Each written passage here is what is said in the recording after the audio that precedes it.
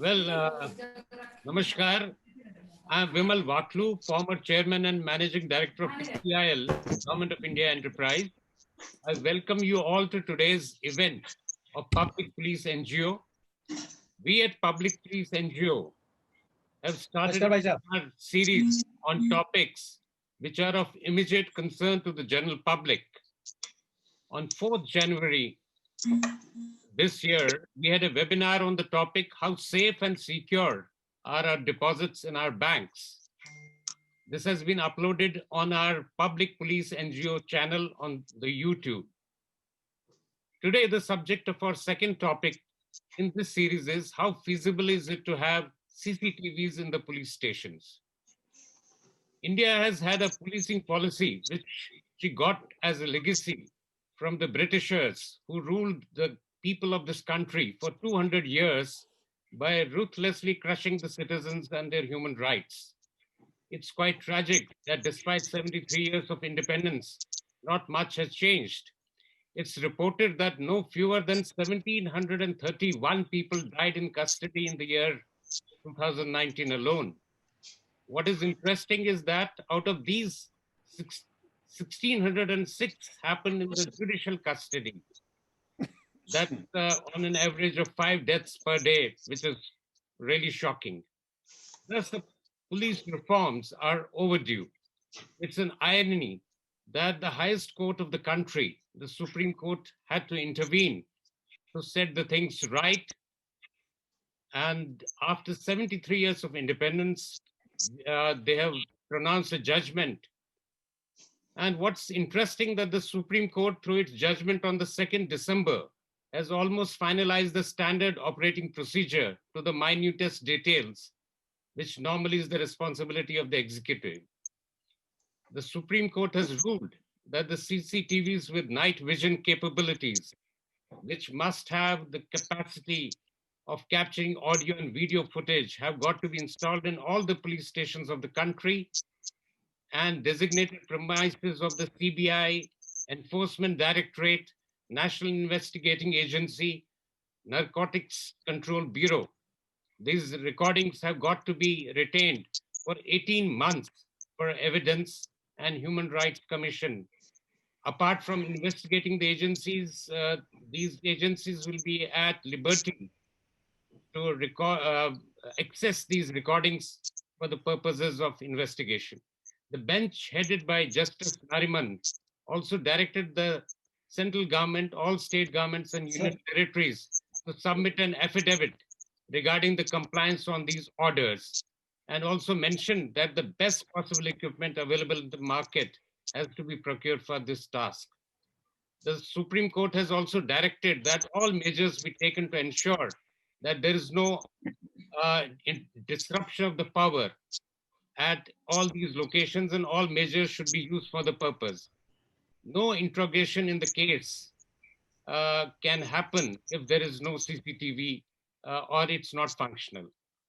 Almost all sections of the society have welcomed this landmark decision of the Supreme Court.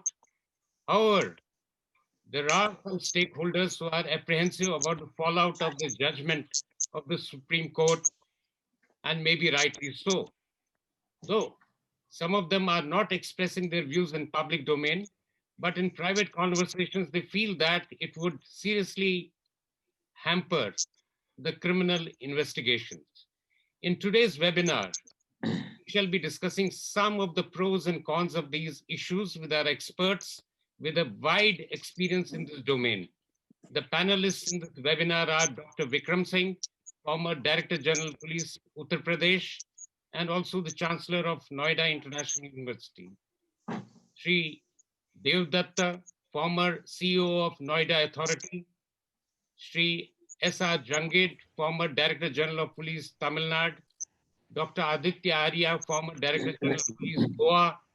Shri P.K. Malhotra, former Secretary Law, Government of India. Shri Bimal Julka, the former Chief Information Commissioner, Government of India, who was also supposed to join us, has not been able to make it due to some urgency.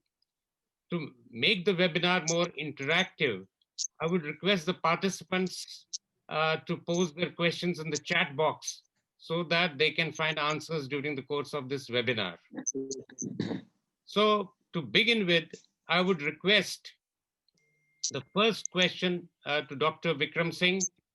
As a police officer with such a wide experience in policing, having dealt with a large number of investigations during your distinguished career, do you think that the country would finally get what it was actually needed for such a long time? Good evening, Mr. Vaklu, and good evening, esteemed panelists. Thank you so much for putting this vibrant question to me, and I'm sure all the esteemed panelists would have their opinion. If I were to give a one-liner, I would say that this was a long-awaited requirement in policing and in control of law and order. I see no reason why anybody should have apprehensions. All civilized countries and all advanced countries have a system not only of operating within the ambit of the CCTVs, but also having body cameras, so that any aspect of police work does not go by default. It is within the domain, it is replicable, it can be monitored, it can be assessed, and it can be reviewed. It is only in India that we want to operate in the dark. And here also, why should anyone be apprehensive about? The Supreme Court in the judgment, as you rightly mentioned, said that there should be absolute good great power. There should be a recording of the specified number of months. And that is only so that the inquiry may be conducted at a given point of time. The only apprehension is for those who are unprofessional and resort to third-degree methods to extract extrajudicial and other forms of confessions, which are absolutely an anachronism in today's society. So I would say I strongly welcome, and the whole society welcomes, this judgment with far-reaching consequences. Thank you. Thank you, Dr. Singh. Of course, I agree with you fully that nobody should have any apprehensions on that. And of course, as we proceed further with this, maybe we'll be able to elaborate further on this. Now, I'll request Sri Devadatta, as a distinguished bureaucrat with a wide experience and also an active office bearer of the Public Police NGO, what is your take on this? I strongly welcome the judgment of Honorable Supreme Court. It is audible? Yeah, you are audible, sir. Yeah. Please continue. I strongly welcome the judgment of Honorable Supreme Court, and we are living in 21st century. We are not in 19th or 20th century. So we must be professional in all the way, especially in investigation. As district magistrate and as commissioner of the division, I have seen that many investigations are done haphazardly, and there is no evidence later on what was the trial which was made by the police officers during the investigation. Even in case of magisterial inquiry, it should be mandatory to have the investigation, to have the recordings of all the statements of all the people who are connected with the case. So I also welcome the judgment of Honorable Supreme Court for recording of the 18 months. I would rather like to say that it should be recorded till the case is finally disposed of. Right, sir. Thank you. Thank you for your views. Now, my next question is for Sri Jangid. Well, sir, do you think that this Supreme Court judgment is going to impact the investigation into serious criminal charges of some cases wherein there are hardened criminals who would not be so amenable to normal investigation? Mr. Jangid, could you get my question, please? Yeah, I got it, sir. Yeah, I got it. Right, sir. Thank you, sir. Thanks for giving this opportunity. First of all, I want to tell you that I don't know about other states, but in Tamil Nadu, we are already provided with CCTV camera in all the police stations. All the police stations in the states are provided with CCTV camera as per the High Court orders here. Now, some special unit like CBCID and the economic opposition, they are also, I understand they are also trying to get it and they will get it soon. So uh, I don't find anything, it's hampering the investigation in Tamil Nadu in any way. And you would have seen that Satangulam death in custody, two people died, and you would have seen nationwide there was debate on that. And that time the CCTV, some tampering was done and all the things. So you understand that CCTV cameras are working here in Tamil Nadu in all the police stations. Now coming to the second thing, I fully agree with the earlier panelists, particularly Vikram Singh, with his all vast experience, he has very correctly told. Now, the thing is that once the Supreme Court has announced the judgment, we have no choice. This is not a choice, so it has to be obeyed. This judgment has to be obeyed. Now, I don't know what we are going to say about this, that whether to obey or whether judgment is correct or not, we are not the authority to question that, so we have to accept it. And then whether it is impact or not impact, that again, earlier panelists have already told that it's a 21st century and we are all having the human rights, awareness of human rights and all the things. It is better there should be transparency in the investigation. So as Vikram Singh correctly told, that there is no need to extract the information from the accused, confessions from the accused and getting extrajudicial confession and all the things. It's a very correct. So it's a court order and it is as per the law. And I think we have to have all the regards for the human rights. So we welcome this decision and there should not be any delay in installation of the video cameras in the police stations. Thank you, sir. Thank you. Thank you, sir. Yes, sir. Thank you. Now, my next question is to Dr. Arya. Well, sir, we have seen there are numerous commissions which have been set by the government at various points of time into police reforms. Why do you think they have not found any traction?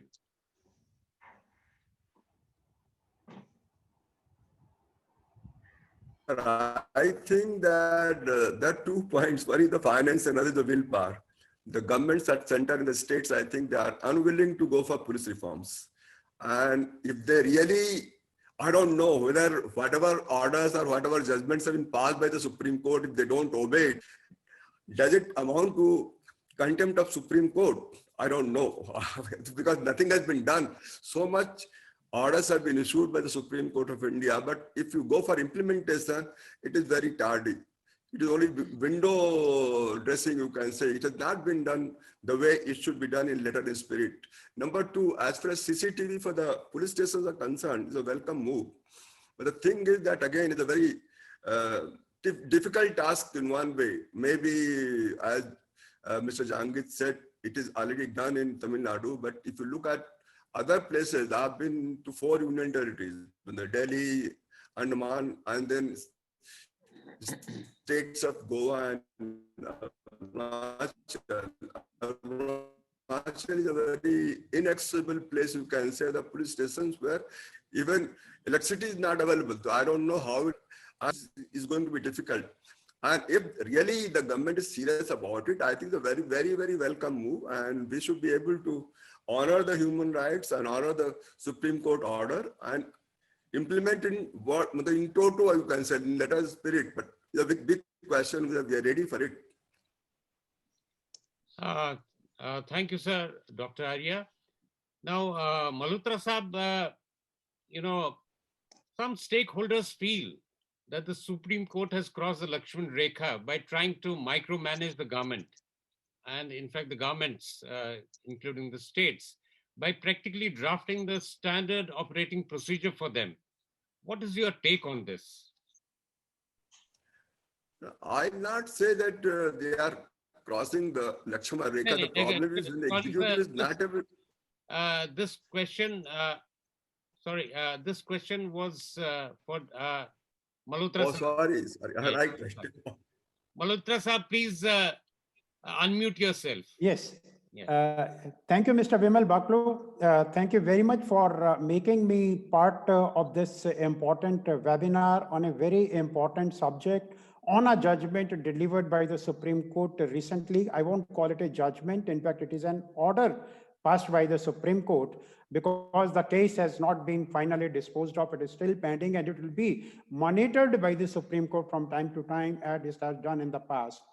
My compliments to Public Police Trust for organizing and keep on organizing this kind of webinars on important issue where people, experts in the field, they come and share their thoughts for the consumption of public and what is happening in the society and what needs to be done. They share their thoughts and probably they ultimately go to the judges, and judges, based on this kind of discussion, they take call on this and pass necessary order wherever it is required. Now, coming to the Supreme Court judgment and the point which have been raised, before I come to that, I also, like my other co-panelists have done, I welcome the order passed by the Supreme Court, and probably this is the need of the hour. And as Mr. Arya has also rightly pointed out, this is not the case of passing an order by the Supreme Court. More importantly, will the executive really have the will as well as the wherewithal to implement this order in the letter and the spirit in which the Supreme Court has passed this order? You see, this is not for the first time that this kind of order has come. Way back in 2015, the Supreme Court in the case of D.K. Basu versus State of West Bengal had given a direction to explore this possibility. Now we are in 2020 and still we are exploring this possibility. The states have filed their reports. Some of the states where they have the will, like as Mr. Jagind also pointed out, in Tamil Nadu, it has already been implemented. So do you really need this kind of order from the Supreme Court, or it can be done by the executive to ensure, which is the responsibility of the executive also to ensure that rule of law is enforced and implemented as enshrined in the Constitution of India? Why can't the executive itself have taken the steps to ensure that no atrocities are committed in the police stations and the fundamental rights of the individuals are not violated when a person is interrogated in the police station or kept in custody in the police station? It is only because the executive had failed to discharge his duty, the Supreme Court has passed this kind of order. Now, the problem is when you pass this kind of order, who is ultimately going to implement it? It is the executive. The moment, suppose tomorrow the executive, I being the DG of a state, says, I'm willing to implement this order, but I'm sorry, the state government has not provided me necessary funds. Even the equipment is not available. I don't have regular power supply. I don't have the proper internet connection. Therefore, I am unable to implement the court order. What happens to the implementation of this kind of order passed by the Supreme Court? So my suggestion for consideration is, Supreme Court is well within its right to pass order in a public interest litigation or give a direction to all authorities under Article 142 of the Constitution. But while doing so, it must ensure that it gives only that kind of direction which the state authorities, the executive, will be in a position to implement it. Unfortunately, even after B.K. Basu's case in 2015, in 2018, Supreme Court has also given order with regard to the use of videography of the scene of crime. And that order was not given on a day. That order was, I think it was a sequel of order. First order was passed on 20th of April 17, after the statement made by the Additional Solicitor General on behalf of Ministry of Home Affairs. Next order was passed on 12th of October 2017. Next order was passed on 30th of January 2018. And thereafter on 3rd of April in 2018, in the case of Shafi Muhammad versus State of HP, on the question of videography, the order was passed. But I am not sure in how many cases the videography is still being done.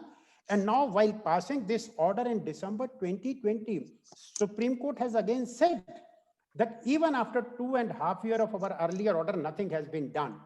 And the committee which has been constituted in the Home Ministry has not properly supervised it. Then in that scenario, if the Supreme Court passes an order giving a detailed order that there should be a committee at the state level, there should be a committee at the district level, which should be overseen by a committee of experts in the Home Ministry, how you are going to implement it?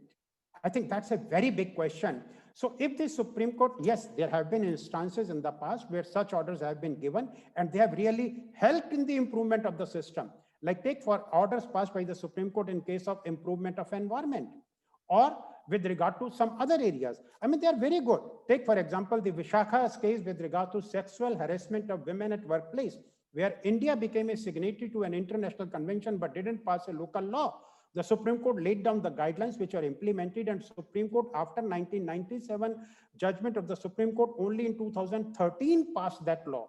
So probably here also, unless a proper law is passed and that is properly implemented, which is again a part of police reforms, probably implementation of this kind of order at the executive puts a big question mark. And I think that is the area where we need to work and see how best the direction given by the Supreme Court is implemented to ensure that the fundamental rights of the convicts as well as of the person who are under trial or who are taken to the police custody for interrogation or are put in police custody are protected and their fundamental rights as enshrined in the Constitution are not violated.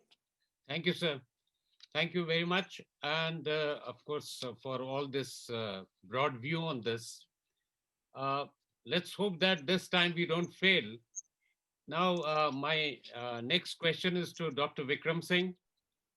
Well, sir, sometime back, I happened to watch a Netflix series called Breed, featuring Abhishek Bachchan and others. I felt that the investigation carried out by the officers of the Delhi Crime Branch in the series what an ideal investigation should be, wherein you don't even touch the criminal till all the evidence has been gathered and the conclusions drawn. When can we have a police officer like Kabir Sawant in this country?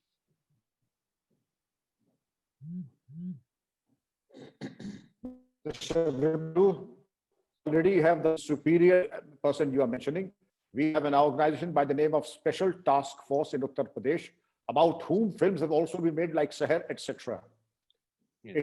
It's heavily based on the use of technology and futuristic technology like technologies has very static psychological and taking into account the psychotic building accused, as also the emphasis on technology like polygraph tests, lie detector tests are heavily relied upon.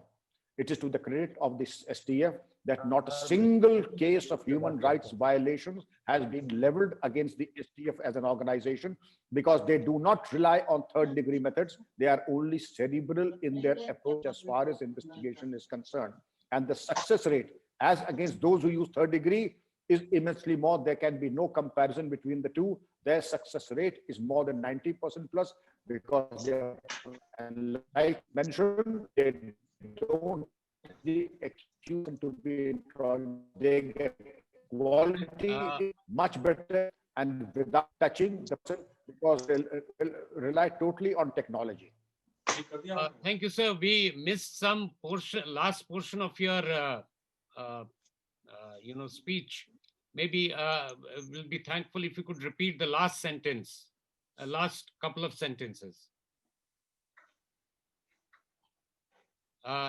Dr. Singh. STF for all police. Yes, can you hear me?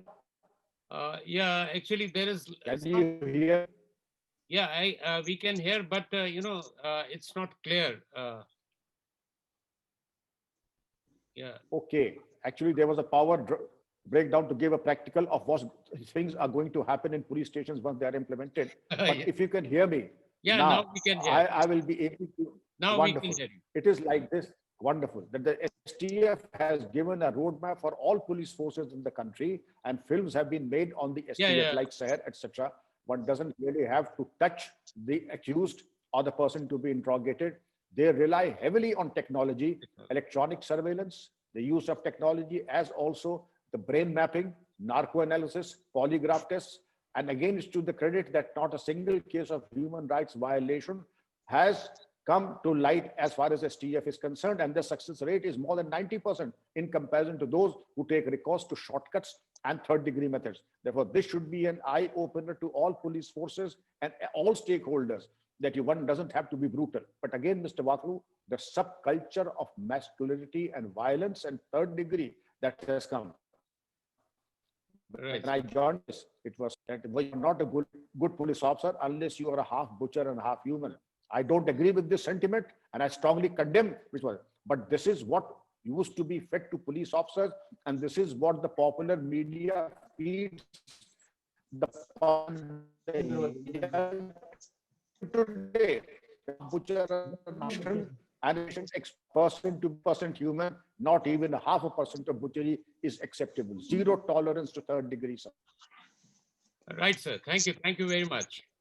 Actually, Devdutt Sahab, as Malhotra Sahab also mentioned, that there is a hesitation on the part of the governments to implement various, you can say reforms. And, in the case of police investigations also to ensure transparency in the system despite court orders in the past. What do you think could be the reason for this?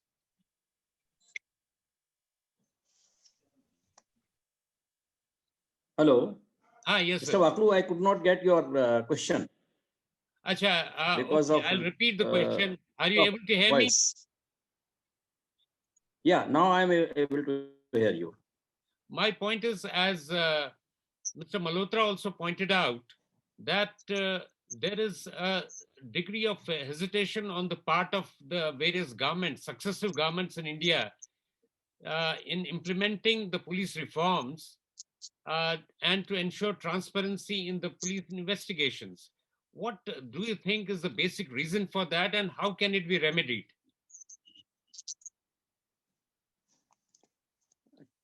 It appears that if the state governments are serious and if they are firm, then there is no point that the implementation of the Supreme Court order cannot be done. In my opinion, the order of the Supreme Court can be done, implementation can be done in letter and spirit. There is no dearth of laxity. There is no dearth of the other. Hello? Yes, sir. Hello? Are you? Yeah, we are able to hear you. Okay, okay. So what I mean to say that there is no dearth of electricity now in the states because of the solar power, and there is a lot of possibilities to get the power in our rural areas too. So if the government, if the state government is firm that they have to implement the order in letter and spirit, there is nobody who is going to stop it, as Tamil Nadu has already done. So why not other states can follow? Well, sir, there is a feeling among people that, the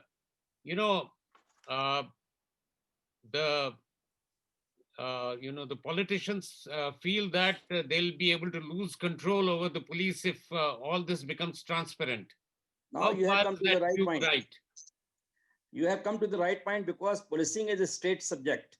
And our politicians, they want to have control over the police. But I know some police officers like Dr. Vikram Singh, who had been an outstanding DG police and who has created so many examples for the police force.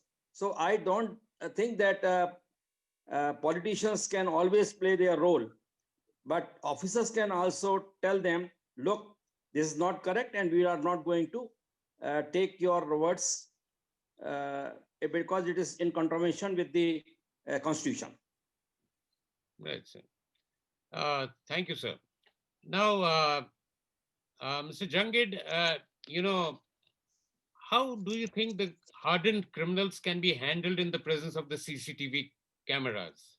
Because they'll always try to sabotage investigations. They are aware that the CCTV cameras are on, and they'll not confess.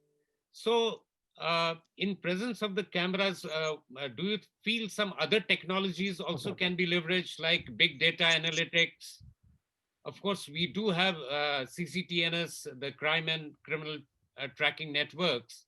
But do you think, we need other technologies also to assist in investigations? So the answer has already been given by our former esteemed participant. Yeah. A very simple thing that we have to enhance our scientific methods of investigation. That's all, nothing else. And as everyone rightly said, that there is no scope for the no scope, no place for the third degree methods. Whether it's a hardcore criminal or it's a low, whatever you call it, he is a human being. He has all the rights as a human being. So it is better we should strengthen our scientific aids to investigation. If we do that, of course, it is expensive. We may have to invest more money, but in the interest of, see, there is some trade-off is required. Either we want to have better investigation, better result, and better action against the criminals, or we should be very miser and we should say, let the criminal go. We can't violate them, and we will go before the human CCTV cameras, and we are not going to use the third degree. And the third degree not to be used. It is not given in the law also. When something is illegal, it is not to be done. It's as simple as that. So I think it's a time that the state governments should go all out to invest more on the scientific aids to investigation. And there are so many scientific methods that sir has already, Vikram Singh has already told that there are like so many, like all type of things are available. He has listed in the scientific methods also. So we should adopt these methods, and we should see that there is no illegal methods are done for interrogating the criminals, and we should protect the human rights and obey the Supreme Court order, and we should obey all the laws of the land in implementation of the orders, and also for dispensing the justice also. Thank you, sir. Thank you, Mr. Jangid.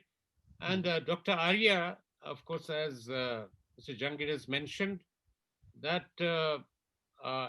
no law says that there should be third degree methods used to investigate, but it's still happening.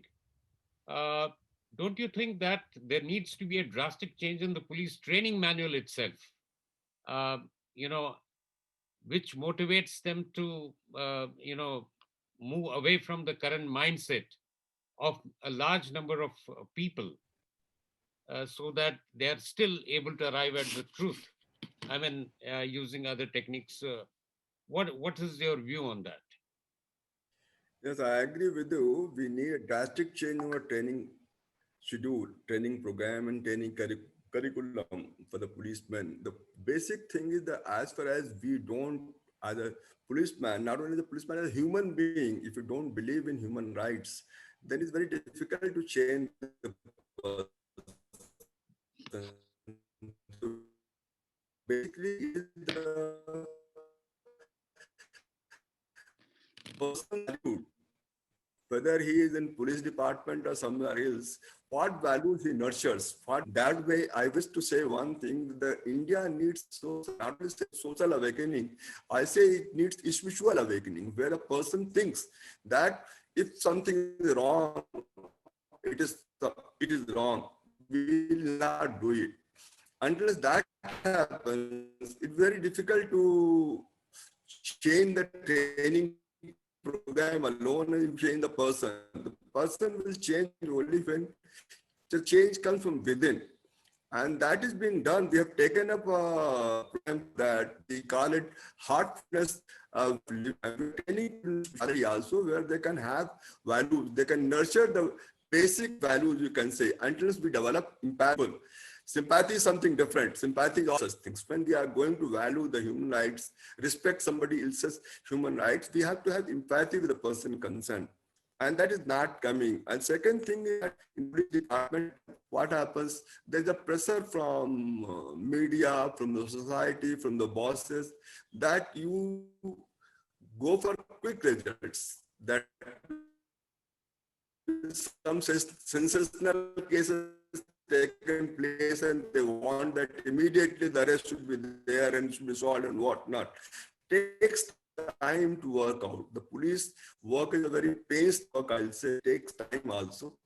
And we have to bear with them. We are the investigating officers. If they need some more time, we should be able to give it to them. And unfortunately here, if you look at our media, particularly electronic media, everything, the day it happens, they want immediate solution that you should be able to say in 1 hour or 2 hours that what has been done, why we have not been able to other and whatnot. This pressure works counter men who are investigating the thing. They come under lots of pressure. And we have been trying to study also how they still their own mental health, the policemen's mental health. And if they're not balanced, all these come into picture, and then you have a problem at hand, not only as a human, but the person becomes, the policeman itself becomes a victim of his past and society. That way, we have to have lots of things to have interplay, I'll say, and then only we can do this. In training of that change, it to come from the with. And if you permit me, I'll give you the website of this organization called Heartfulness Institute. This is heartfulness.org, www.heartfulness.org. We have its headquarters in Hyderabad right now, but this mission is registered in Sadhana, UP. In the name of Sri Ramachandra Mission, which is human service of the society to bring spiritual awakening to them. How they can inculcate those values from within, rather than forcing by the orders or by the, rather you can say it is come a discipline from within and not an obedience by the seniors who pass order and they have to obey it. The training, yes, I agree with the training needs change, but still it has to be from the man concerned, the person concerned has to change himself. Thank you, sir. I mean, I understand that, as you rightly put it, there's a need for some spiritual, orientation as well to our police force, so that they understand that it is not only, the normal physical level that they have to take care, and the spiritual level training would help them to become better human beings and know how to handle people better. Now, sir, based on this, I mean, of course, I'll come back to Malhotra Sahab. There have been enough laws in this country, and yet we are finding a lot of challenges. As a former law secretary, what's your opinion? Do we still need any change in the laws to ensure that we are in tune with the Western democracies?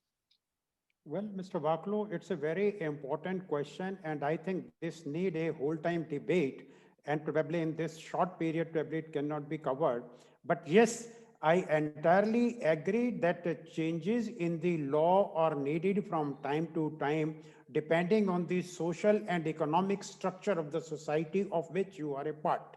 So without those reforms, probably legal reforms is an ongoing process, judicial reform is an ongoing process, and the topic which we are discussing, the police reform itself, is an ongoing process. It's not that the situation is the same as was in 1950. Situation has changed from 50, reforms have taken place, but the reforms have not taken place at the pace in which the society has grown, or the kind of new offenses which have come, or the kind of investigation or the technique of investigation which need to be changed. Now, I'll just share one experience with you. I came across a case, and this will cover the answer to the question which you have raised.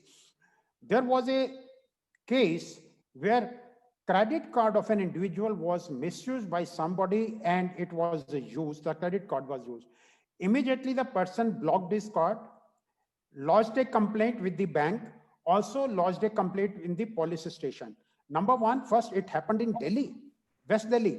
And when he went to the police station, the inquiry officer or the duty officer, he refused to register a complaint. He said that this is a case of the IT cell. I won't register an FIR here. That shows that how much knowledge the duty officer was having about the laws.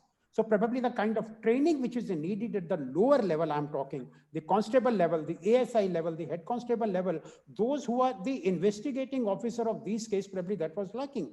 So after persuasion and after pressure put on him, the FIR was registered. And when I looked at the FIR was registered under section 420 of the IPC, and sections of IT Act were not invoked. And when I pointed out that the section of IT Act should also have been invoked, his stock reply was, In the police station, we register a complaint only under IPC. If you have to register a complaint under IT Act, you go to the IT cell. So this is the knowledge of the man on the ground. So the kind of training which is required for the inquiry officer at the ground level, that is the constable, head constable, sub-inspector level, I think that need to be heightened and probably, and obviously the use of technology is very important. And unless you use technology today in the police stations and make the officers, the investigating officers, well versed this technology, probably the kind of reform which we are looking for cannot be brought. Now, in addition to the proper training, the other important point is look at the conditions in which the officers, the inquiry officers work at the police station. How much effort have been made to improve their working conditions?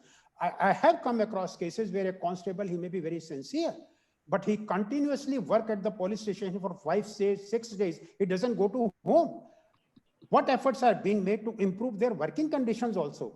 I think the training part also include the working improvement in their working condition also, which is not being done. And in spite of this, if an inquiry officer or an officer working at the ground level, he violates any of the laid down norm, probably there should be an in-house monitoring mechanism. And this in-house monitoring mechanism also need to be strengthened, which probably has not been done, as I said earlier, at the pace at which it is required. One more important point which I would like to highlight here is the kind of police authorities, the kind of pressure of media trial which they have to undergo to conclude the case quickly or to book somebody whether he is actually involved in the case or not. So I think if their mental strength, the kind of, you are saying that mental training is also required, physical training is also required, spiritual training is also required. They need to be strengthened to undergo this kind of pressure so that they can carry out their investigation independently. And these are all part of the police reforms of which we have been talking, but we are still governed by the Police Act of 1860.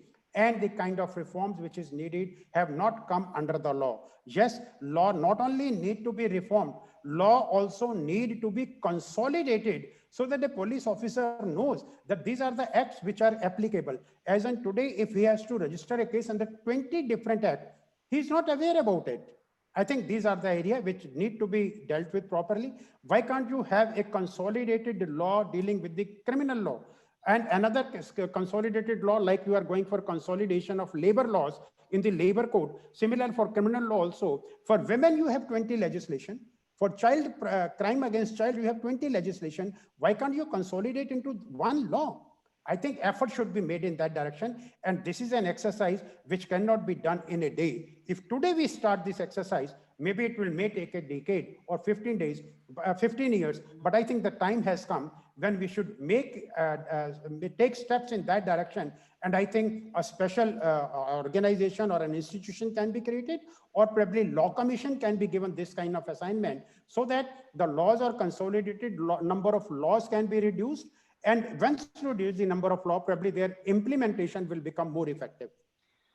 Thank you, sir. I think that gives us a good reason at the Public Police NGO to sort of frame a sort of, you can say, recommendation, what sort of a roadmap in this particular direction with the expertise and experience of, you know, people like you. I think we would be able to give some sort of, you can say, recommendation.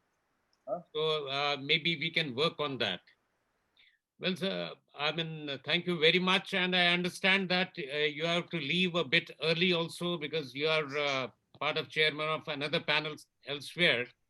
So thank you very much for your opinions. I mean, they have been very useful. Thank you. And we would request you to be Thank you so much. involved with these recommendations, which we sort of forward to the government on this roadmap from our side, our suggestions.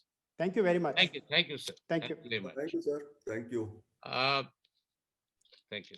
We are very lucky to have Justice Satish Chandra also here. We'd like to have his views on this current, you know, sort of Supreme Court judgment and its ramifications on the whole investigating system. Thank you very much. Taking the thread from Mr. Malhotra, that in FIR, IT Act was not mentioned. Had there been camera, the police officer might have been suspended for that one. So Supreme Court has rightly given the idea of installation of the cameras in the police station. That may be in the office or 1 or 2 rooms, but not in the interrogation room. The purpose of this one is to make the transparency and accountability of the officers. And what is happening in the police station, that will come out. That is the sole objective for this one. And you can say there during this discussion, various aspects have emerged, which needs, every aspect needs a separate webinar or seminar, whatever you will say. And here time is not there, so we can discuss all these things. I will take points. One was the this third degree method and access or like this. This was the main aspect which was discussed. Yeah, this is the access of the democracy, outcome of the access of the democracy. If car is parking, you will say, please remove the car. Then the driver say, why I will remove? Who are you? Like this. When you will go in a police form, oi, car hata. Then he will remove the car. So sanction, or you can say the fear is must. And that is in the uniform of the police. Without sanction, nothing is there. Austin has said the sanction is the command of sovereign. Without danda, without command, nothing is possible in the police, especially for the police. So that is there. And third degree may be used sometimes because no criminal would like to accept. Even the child will not accept he is guilty. Even we will not accept our guilty before the wife, or wife will not accept her. So this is the common thing. So some sanction is required, some fear is required. And as Mr. Malhotra also said, Malhotra is going or sitting. Very good. No, I was just listening to your viewpoint because I have to join another webinar where I'm supposed to be the chief guest. Oh, so sure. my apology, Pleasure. I'll be leaving. Thank you. It's a pleasure. It's a pleasure. Another aspect, Malhotra said the change of the law. Change is the nature of the law. Without change, nothing will be done. Amendments are made just to meet the challenges, just to meet the changes. So change is the nature of the law. And that is required. Change in law is the nature. And this aspect, installation of the cameras in the police station, as discussed already, is a welcome move. Other method to extract the information from the criminal, hardcore criminal, scientific methods can be used, but those methods are not easily available nowadays. In 2005, the recommendation was made for the cameras, and this is only 20 when Supreme Court has given the direction. Executive was not taking any action for this one. This is after the recommendation of the Supreme Court, the police, the executive has come into existence, and some movement is there for the installation to provide the funds and like this. But there are, in the beginning, everywhere there are some problems like the power cut and other things. That is there, but that will solve in the course of time. Even in the bank, when there is a robbery, the cameras were not working. So such type of mistakes are there, such type of hindrance are there. But this is a welcome move. And polography and others, that will take time. Certainly it will be implemented in future, but it will take time due to technological things. And let us take the advantage of the technology from the very beginning, that is the installation of this camera in the police stations. These are some points which can be discussed. And as I said, every aspect, whether use the third degree method, whether use this polography test, needs a separate discussion. And thank you. And I wish all the success. And thanks a lot for the public police for organizing this type of webinar, especially to Maheshwari Saab, Devdaji and other officers. I am also there. So thank you very much. Thank you, sir. Thank you. Of course, we are quite close to the end of this webinar today. But before that, if there are any questions from the participants, they are welcome.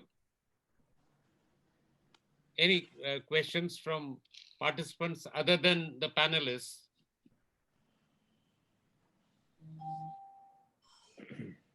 So I think aspects are all clear and all are matured. They understand the problems. Yeah.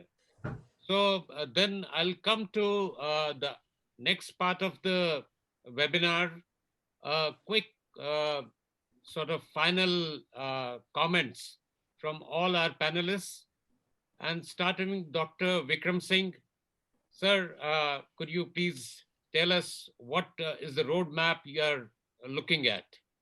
Thank you.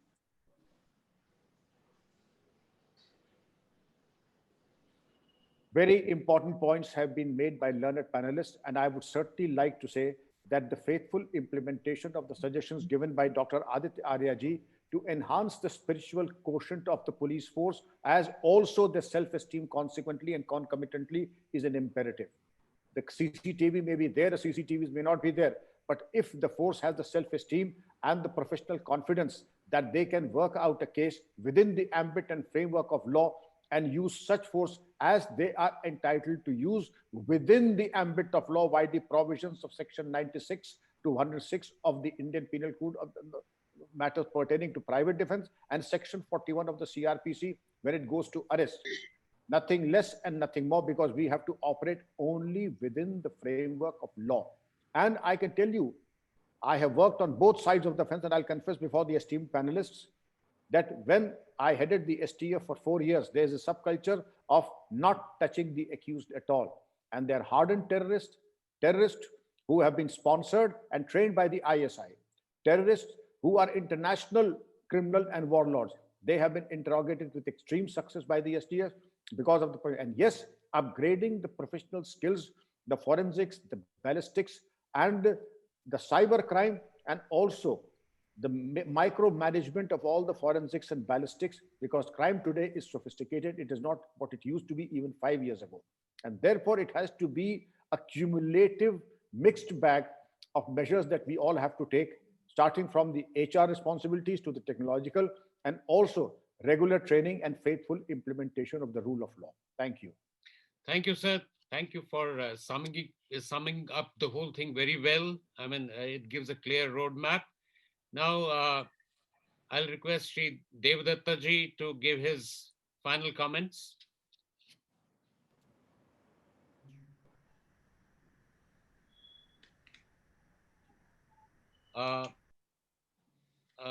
Devadatta ji, I mean, I think probably is left or got disconnected. Maybe in the meantime, then I'll request Sri Jangid to give his final comments. Oh, I think everything has been told, nothing more to say. And all so senior, experienced members, they have told the necessity of immediately installing. And only one thing, there was some discussion whether some esteemed member had told that whether this will be implemented or not. But in this case, there cannot be any choice. They will instead be responsible for the contempt. Because you have seen Supreme Court has very carefully worded the judgment. Even the state finance secretaries have also been made as respondents. So nobody can say that if they don't have funds, they will become responsible for the this thing and liable for contempt. So I think it's a good decision and it should continue, because we have been used to be doing using the third degree in the police stations. Now all of a sudden this change, it may look very awkward, but then it is for good and it should be accepted. And rightly said that in the training manual also we should include this, that more and more use of scientific methods, and they should be trained to respect the human rights of everybody, whether hardcore criminal or anybody. They are all, after all, they're all human. If somebody has committed crime, he should be punished as per the law of the land. But we cannot be committing another crime by violating the law. So anyway, I welcome this seminar. I thank you a lot for giving me this opportunity, and thank you very much. Thank you, Jangid Sahib. Yes. Now I'll request Dr. Arya to give his final comments. I'll just repeat whatever I've said. The unique thing is that the change has to come from within. The first thing I'll recommend that let's the training be again modernized, wherein spiritual input becomes one of the major parts, so that the person is able to change his character. And once a person changes himself from within, I think he'll be able to withstand other things outside. whether it is pressure from the bosses or from media, and he'll be able to say a spade a spade. The first thing is that is spiritual awakening. The second thing is training should be more on the human values. The person should know what are the human rights or what are the rights of people as such a common man. So again, the training part of it. Third thing is that I found more or less when an FIR is registered in the police station, the IO has a tendency to try to prove the FIR. FIR is only a piece of information, a piece of paper, you can say, where IO is supposed to collect information, facts based on the evidence. And the third thing that he uses as a weapon, I'll say, is that of threat of arrest of a person who has been named in the FIR.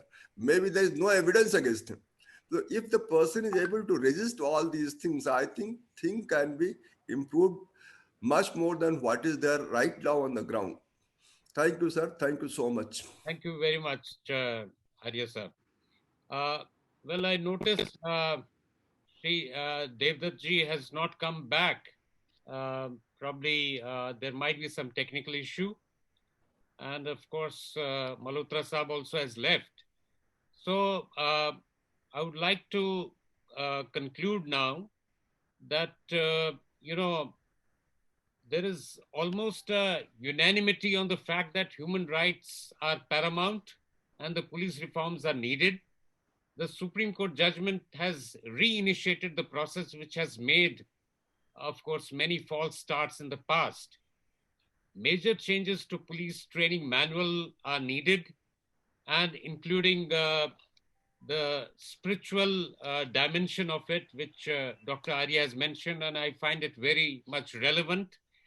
And we could leverage technologies like big data analytics, and of course, CCTNS is already in place in a number of cities.